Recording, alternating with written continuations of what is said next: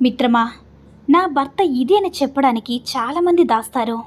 మంచివాడైతే మంచిగా చెప్పండి, చెడ్డవారైతే దారికి తెచ్చుకుందాం. అనవసరంగా చెప్పుకుని నా పరువు నేనే తీసుకోవాలని అంతగా ఆలోచించద్దు మిత్రమా.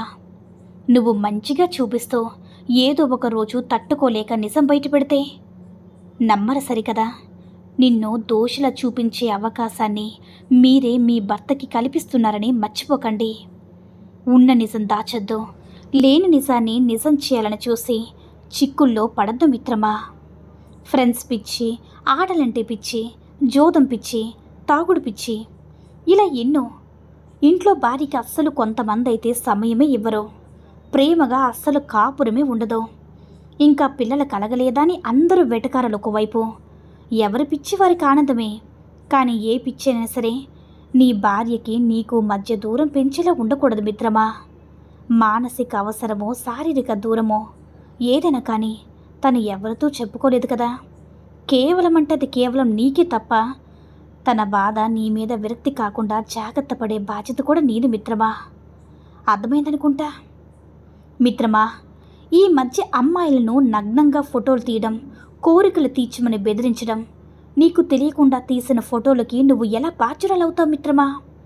భయపడొద్దు, ఎదురు తిరగండి. ఏం చేస్తావో చేసుకో అనండి. ఫోటో మార్పింగ్తో వచ్చిన ఈ రోజుల్లో అడ్డంగా వాదించండి, ఇది ఎడిటింగ్ కాదు అని. అవతలవాడు రాక్షసంగా మారినప్పుడు ఏడవకు మిత్రమా, ఎదురు తిరుగు. మహా అయితే నీ అనుకున్న ఆ నలుగురు వదిలేస్తారు. కష్టంలో మన పక్కన నిలవన వాళ్ళు మన వాళ్ళు కానే కారు మిత్రమా. కావాలని ఎక్స్పోజింగ్ చేసిన వాళ్ళకంటే మీరు చాలా మేలు కదా. చెప్పడం తేలికే, కాదన్నో ధైర్యం చెప్పేవాళ్ళు కూడా ఉండాలి కదా. లొంగిపోయి చేస్తూ బ్రతికే కంటే ఎదిరించి బ్రతకడం ఎంతో మేలు మిత్రమా. కాదంటారా? భర్త చనిపోయి భర్త లేని ఆడవాళ్ళు ఉంటారు, కానీ భర్త ఉండి కూడా లేనట్టు బ్రతికే భార్యలు చాలామంది ఉన్నారు మిత్రమా. ఒకే ఇంటిలో ఉంటారు, కానీ ఒకరికి ఒకరు శుద్ధిగతులు ఉండవు. పేరుకి కలిసి ఉంటారు, ఏదో అటువైపు ఆ గోడ ఉంది, ఇటువైపు ఈ గోడ ఉంది అన్నట్లుగా ఉంటారు. భర్తతో కలిసి పండుగలు చేసుకోలేరు, ఒక మంచి ఉండదు, బాధ వస్తే చెప్పుకోవడానికి ఉండదు. చివరికి పెళ్లి రోజు కూడా జరుపుకోలేని దరిద్రంలో ఉంటారు మిత్రమా. భర్తలు సరిగ్గా ఉండకపోవడానికి కారణం మాత్రం అత్తింటి వాళ్ళే. ఎవరు అవునన్నా కాదన్నా సరే ఇదే నిజం మిత్రమా. 4 గోడలు తెలిసిన విషయం చాలామందికి తెలియంది ఈ మధ్య జరిగే నిజం ఇదే. నలుగురికి బాగా నిజం ఈ బాధ అనుభవించే వాళ్ళకే తెలుస్తుంది మిత్రమా.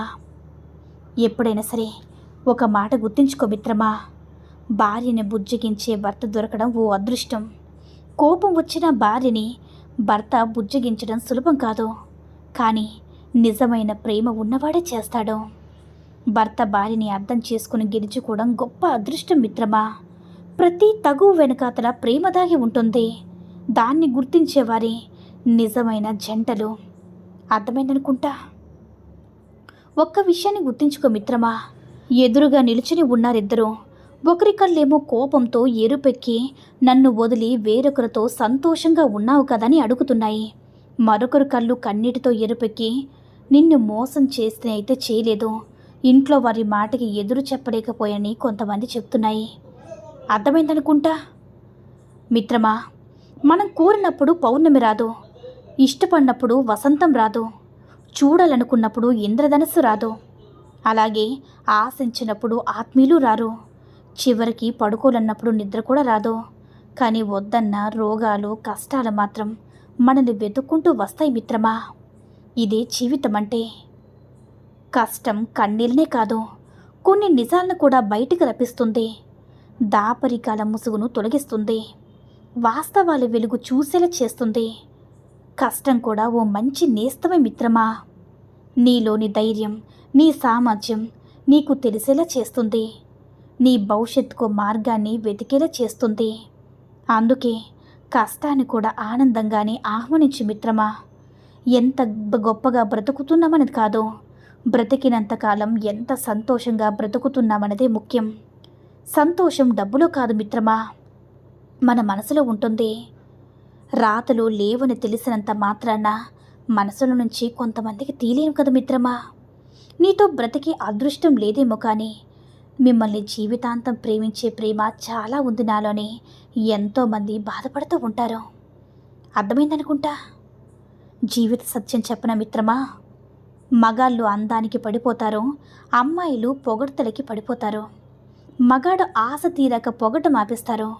పొగడ్తలేక ప్రేమ తగ్గిందనుకొని అమ్మాయి గయ్యాలవుతుంది. గయ్యాలి పెళ్ళంతో వేగలేక పక్కింటి వయ్యారికి వలవేస్తాడు ఆ మగాడు. ఆ గ్యాప్లో సందు దొరికిందని గయ్యారి గ్లామర్ వర్ణిస్తాడు ఇంకో మగాడు. వాడికి పడిపోతుంది గయ్యాలి. వయ్యారై ఇక కథ మళ్ళీ స్టార్ట్. మిత్రమా, ఒకరు నీకు నచ్చకపోతే ఆ మాట ఏదో సూటిగా చెప్పేస్తే వాళ్ళు నిన్ను వదిలి వెళ్ళిపోతారు కదా. అంతేకాని ఆ మాట చెప్పకుండా వాళ్ళంతట వాళ్ళే వదిలి వెళ్ళిపోయేలా చేస్తే ఎలా ఉంటుందో తెలుసా. నువ్వు వదిలేస్తే జస్ట్ బాధతో మాత్రమే వాళ్ళు వదిలి వెళ్ళిపోతారు. కానీ వాళ్ళంతట వాళ్ళే వదిలిపోయేలా చేస్తే మనసు ముక్కలైపోయి ఎంతో వేదనతో ఎంతో బాధతో వదిలేసి వెళ్ళిపోతారు మిత్రమా. చుట్టం చూపుగా వచ్చిపోయే అల్లుడు మాకు నచ్చాలని ఆలోచించే తల్లిదండ్రులు ప్రతిరోజు ప్రతి క్షణం మా అమ్మాయి కదా పక్కన ఉండాలి, మా అమ్మాయి కదా నచ్చాలని ఎందుకు కొంతమంది తల్లిదండ్రులు ఆలోచించరు మిత్రమా. కాస్త అర్థం చేసుకోండి. బయటకు అందరూ బాగానే కనిపిస్తున్నారు. స్త్రీ నలగని బట్టలు, చెదిరిపోయిన చుట్టూ, చెరగని చిరునవ్వు. కానీ కదిలిస్తే మాత్రం కలత చెందిన మనసులు, ఉబికి వచ్చే కన్నీళ్ళు, నిద్రపోనివ్వని బాధ్యతలు, ఇవే మనిషి జీవితంలో నిలువెత్తు ఆభరణాలుగా నిలిచిపోతున్నాయి మిత్రమా. పాతికేళ్లు పెంచిన వాళ్ళని కాదని పరిచయమైన నీతో అన్నీ పంచుకుంటుందని క్యారెట్ని తప్పుపడుతున్నావేమో. పాతికేళ్లు పెంచిన వాళ్ళ ప్రేమను మరిచి నీతో అన్నీ పంచుకుంటుందంటే అర్థం చేసుకో, తను నిన్ను ఎంతో నమ్మిందని. అవునా మిత్రమా, పద్ధతి గల అమ్మాయని ఎవరినంటారో తెలుసా? తన ప్రియుణ్ణి అంటే మొగుణ్ణి ప్రపంచం మెచ్చేలా మార్చుకునే దానిని అంటారు. వాడు కాకపోతే వీడు, వీడు కాకపోతే ఇంకొకడని మగాళ్ళను మార్చుకుంటూ పోయేదాన్ని అస్సలు కాదు. మిత్రమా, 10 మంది ముందు తాళి కడితేనే పెళ్ళి కాదు. తనకి జీవితాంతగా తోడు నిలబడగలనని తనకి భరోసానిచ్చి ప్రేమతో తన మెళ్ళో సాధారణమైన నల్లతాడు కట్టినా సరే అది పెళ్లితో సమానమవుతుంది మిత్రమా. కాదంటారా? ఆశ ఎక్కువగా ఉన్నవారు జాతకాలను నమ్ముతారు, కోరికలు ఎక్కువగా ఉన్నవారు దేవుణ్ణి నమ్ముతారు, బాధలు ఎక్కువగా ఉన్నవారు మనుషులు నమ్ముతారు, ధైర్యం ఎక్కువగా ఉన్నవాళ్ళు మాత్రమే వాళ్ళను వాళ్ళు నమ్ముకుంటారు మిత్రమా. కొన్ని బంధాలు పట్టుకోవడం కన్నా వదిలేయడమే చాలా మంచిది కదా. కాదంటారా మిత్రమా? ఈ సూక్తుల్లో ఏ సూక్తి నచ్చిందో కామెంట్ చేయండి. ఈ వీడియో నచ్చినట్లయితే లైక్ చేసి మన ఛానల్ని సబ్స్క్రైబ్ చేసుకొని మాకు కొంచెం సపోర్ట్ చేయండి. ధన్యవాదములు.